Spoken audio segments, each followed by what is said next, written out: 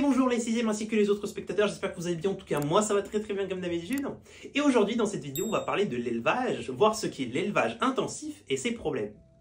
Tout comme pour la culture, l'élevage sert à produire des aliments comme par exemple la viande, les œufs ou encore le lait en grande quantité pour répondre aux besoins de la population. Afin d'améliorer le rendement d'un élevage, on peut par exemple comme pour la culture, procéder à un croisement entre deux lignées d'animaux de la même espèce qui ont chacune des qualités qui nous intéressent, afin d'obtenir par la suite un descendant qui a les qualités des deux lignées. Prenons par exemple une lignée A, qui a des qualités données, parmi lesquelles on a la couleur brune des œufs, très appréciée par le consommateur en France. Le problème, c'est que cette lignée donne des œufs de petite taille. La lignée B, en revanche, donne des œufs de grande taille. Cependant, les œufs sont de couleur blanche, moins appréciés par les consommateurs. Lorsqu'on va croiser la lignée A avec la lignée B, on peut réussir à obtenir une lignée C qui va donner des œufs de couleur brune et de grande taille. Pour améliorer le rendement, certains agriculteurs vont mettre en place un élevage intensif, aussi appelé en batterie, qui a pour objectif de mettre le plus d'animaux possible dans un espace donné afin de privilégier la quantité. Les conditions de vie dans ce type d'élevage sont catastrophiques.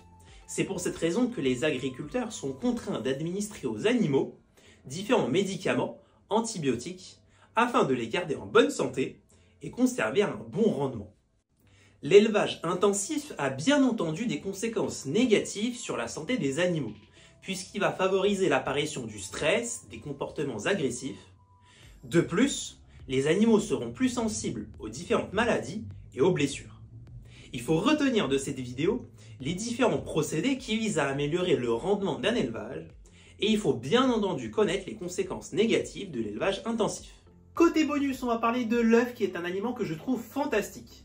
Déjà, premier petit fun fact, savez-vous qu'il est impossible de casser un œuf, si je le prends comme ça, comme ceci.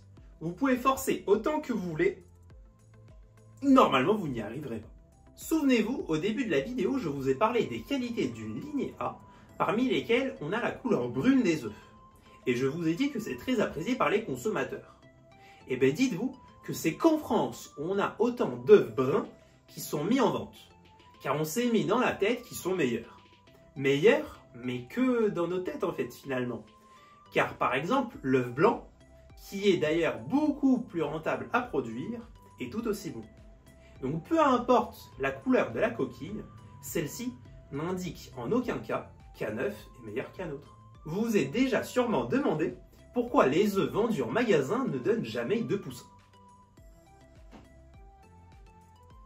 En fait, deux conditions doivent être réunies.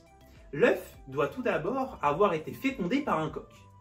Puis, l'étape de couvaison par la poule est obligatoire.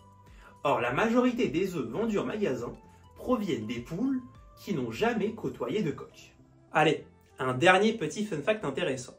Vous vous êtes peut-être déjà demandé où stocker les œufs. Car quand on va au supermarché, les œufs ne sont jamais au frigo. En revanche, quand on revient chez soi, on remarque toujours des petites places dans le frigo pour les œufs. Mais où est-ce qu'on doit les stocker? En fait, ce qui compte pour la conservation de cet aliment, c'est la stabilité de la température.